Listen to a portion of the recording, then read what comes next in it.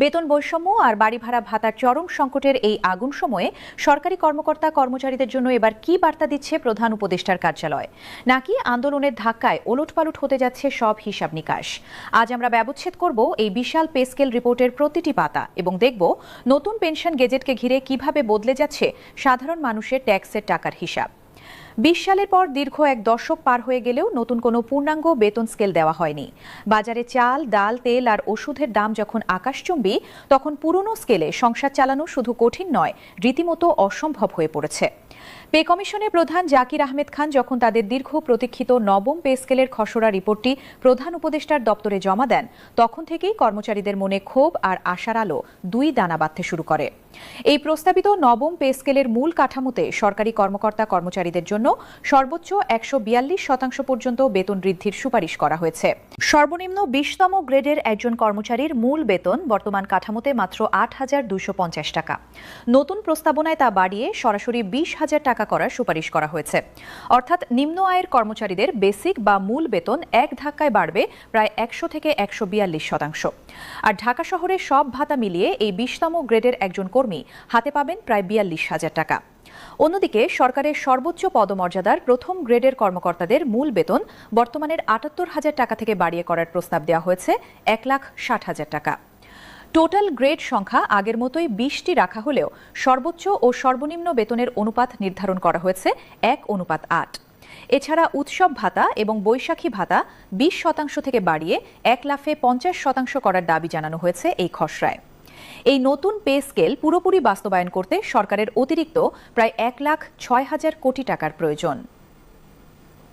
বেতন তো বাড়ল, কিন্তু যারা সারা জীবন দেশের সেবা করে আজ অবসরে গেছেন, সেই ৯ লাখ প্রবীণ পেনশনারদের ভাগ্যে কি আছে? নবম পে স্কেলের এই খসড়া রিপোর্টে সবচেয়ে বড় ধাক্কাটি এসেছে পেনশনভোগীদের জন্য। নতুন পেনশন গেজেট অনুযায়ী পেনশনের পুরো প্রক্রিয়াকে সম্পূর্ণভাবে পেপারলেস বা অনলাইন ভিত্তিক করা হয়েছে। এখন আর কোনো ফাইল মাসের পর মাস টেবিলে আটকে থাকার সুযোগ নেই। ই পেনশন সিস্টেমের মাধ্যমে অবসরের মাত্র ৩ মাসের মধ্যে স্বয়ংক্রিয়ভাবে গ্র্যাচুইটি এবং পেনশনের টাকা সরাসরি ব্যাংক অ্যাকাউন্টে চলে যাবে। শুধু তাই নয়, প্রতি বছরের ইনক্রিমেন্ট বা পেনশনের বার্ষিক বৃদ্ধির হিসাবটি এখন নতুন পে স্কেলের সাথে সমন্বয় করে অটোমেটিক জেনারেট হচ্ছে। আর সবচেয়ে মানবিক পরিবর্তনটি করা হয়েছে পারিবারিক পেনশনে। কোনো পেনশনার যদি দুর্ভাগ্যবশত মারা যান, তবে তার নমিনি বা নির্ভরশীল স্ত্রী সন্তানেরা যাতে দ্রুততম সময়ে পেনশন পান, তার প্রক্রিয়াটি অনেক সহজ করা হয়েছে। শুধু ইউনিক আইডি এবং এনআইডি ভেরিফিকেশনের মাধ্যমেই এটি এখন সম্ভব। নতুন পেনশন গেজেট অনুযায়ী পেনশনারদের আয় এবং বয়স ভেদে এক যুগান্তকারী পরিবর্তন আনা হচ্ছে। যারা বর্তমানে মাসে ২০,০০০ টাকার কম পেনশন পান, নতুন গেজেট বাস্তবায়িত হলে তাদের পেনশন এক ধাক্কায় প্রায় ১০০% বাড়িয়ে দেওয়া হবে। যাদের পেনশন ২০,০০০ থেকে ৪০,০০০ টাকার মধ্যে, তাদের জন্য ৭৫% এবং ৪০,০০০ টাকার ওপরের পেনশনারদের জন্য ৫৫% বৃদ্ধির সুপারিশ রয়েছে। সবচেয়ে মানবিক পরিবর্তনটি করা হয়েছে চিকিৎসা ভাতায়। দীর্ঘদিনের দাবি মেনে নিয়ে ৭৫ বছরের বেশি বয়সী প্রবীণদের জন্য মাসিক চিকিৎসা ভাতা ১০,০০০ টাকা করার প্রস্তাব করা হয়েছে। অন্যদিকে ৫৫ থেকে ৭৪ বছর বয়সীদের জন্য ৮,০০০ টাকা এবং ৫৫ বছরের নিচে যাদের বয়স, তাদের জন্য ৫,০০০ টাকা চিকিৎসা ভাতার কথা বলা হয়েছে। কিন্তু এখানে একটি বড় আইনি মারপ্যাচ রয়েছে।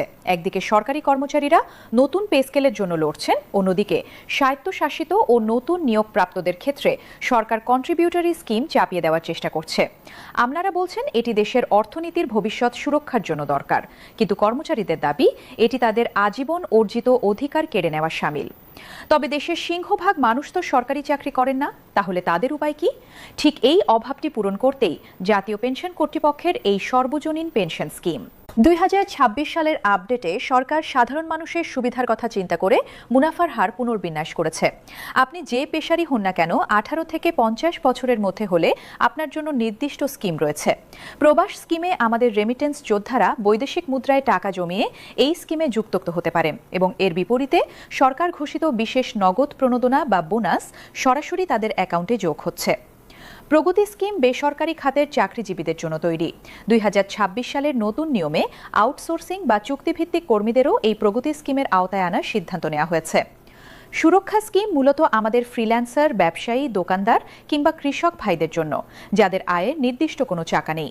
এখানে নিজের সুবিধা মতো মাসে ১,০০০ থেকে ৫,০০০ টাকা জমা দেওয়া যায়। আর সমততা স্কিম নিম্ন আয়ের মানুষের জন্য তৈরি এই মানবিক স্কিম। এখানে আপনার দেওয়া ৫০০ টাকার বিপরীতে সরকার নিজে থেকে আরও ৫০০ টাকা অনুদান হিসেবে আপনার ফান্ডে জমা করে দেবে। পেনশনের মূল সূত্র হল, যত কম বয়সে শুরু করবেন, ৬০ বছর বয়সের পর তত বেশি টাকা পাবেন। ধরুন আপনার বয়স এখন ২০ বছর।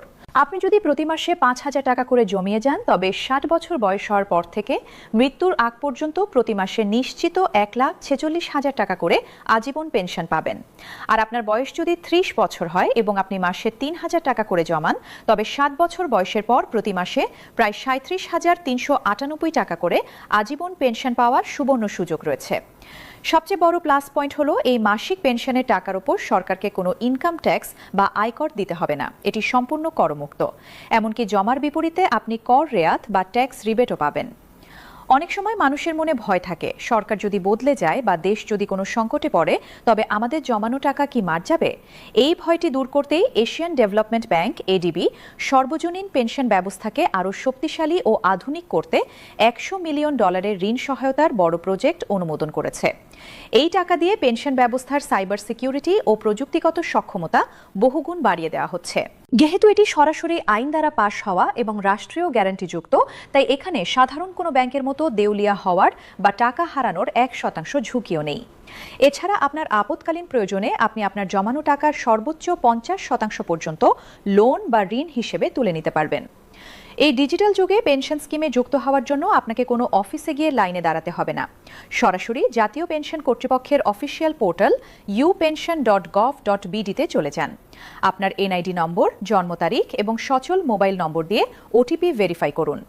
আপনার পেশা অনুযায়ী স্কিমটি নির্বাচন করে নমিনির তথ্য এবং আপনার ব্যাংক অ্যাকাউন্ট সঠিকভাবে ইনপুট দিন। রেজিস্ট্রেশন হয়ে গেলে প্রতি মাসের কিস্তি বা চাঁদা আপনি আপনার হাতের মোবাইল থেকেই বিকাশ, নগদ, রকেটের মতো এমএফএস অথবা যে কোনো ব্যাংকের ডেবিট ক্রেডিট কার্ড দিয়ে ঘরে বসেই এক ক্লিকে জমা দিতে পারবেন। আর যে কোনো সাহায্য বা অভিযোগের জন্য সরকারের অফিসিয়াল 5 ডিজিটের শর্ট কোড 16131 নম্বরে কল করতে পারেন। একটি দেশের মেরুদণ্ড হলো তার সাধারণ খেটে খাওয়া মানুষ এবং প্রশাসনের চাকা সচল রাখা কর্মচারীরা। কিন্তু সেই চাকা যদি ক্ষুধার্ত থাকে, তবে দুর্নীতি আর স্থবিরতা গ্রাস করে পুরো রাষ্ট্রকে। নবম পে স্কেলের গেজেট প্রকাশ কেবল লাখ লাখ কর্মচারীর অধিকার নয়, এটি বর্তমান বাজারের সাথে টিকে থাকার লড়াই। তবে রাষ্ট্রকেও মনে রাখতে হবে, শুধু আশ্বাস দিয়ে দীর্ঘদিনের এই ক্ষোভ বেশি দিন চেপে রাখা যাবে না। যমুনার দেওয়াল ভেদ করে কর্মচারীদের এই কান্না কি পৌঁছাবে নীতি নির্ধারকদের কানে, নাকি আগামী দিনে আরও বড় কোনো অচলাবস্থার দিকে এগোচ্ছে বাংলাদেশ?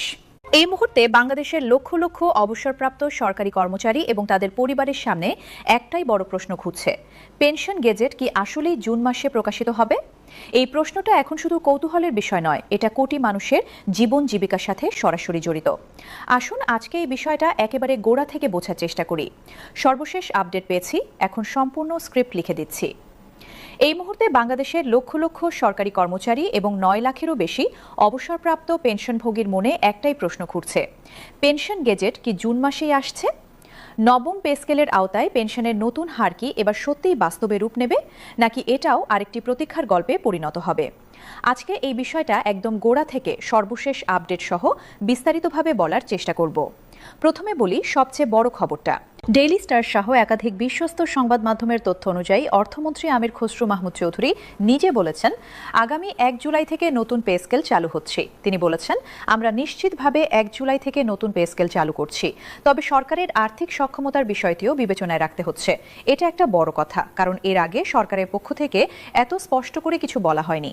এবার অর্থমন্ত্রী নিজে মুখ খুলেছেন, তার মানে 1 জুলাইয়ের বিষয়টা এখন আর শুধু গুজব নয়, এটা এখন সরকারের আনুষ্ঠানিক অবস্থান। কিন্তু প্রশ্ন হলো, পেনশনভোগীরা এর থেকে কতটুকু পাবেন? গেজেট কখন আসবে? আর পেনশনের নতুন হার কি হবে? এই প্রশ্নগুলোর উত্তর পেতে হলে একটু পেছনে ফিরে তাকাতে হবে।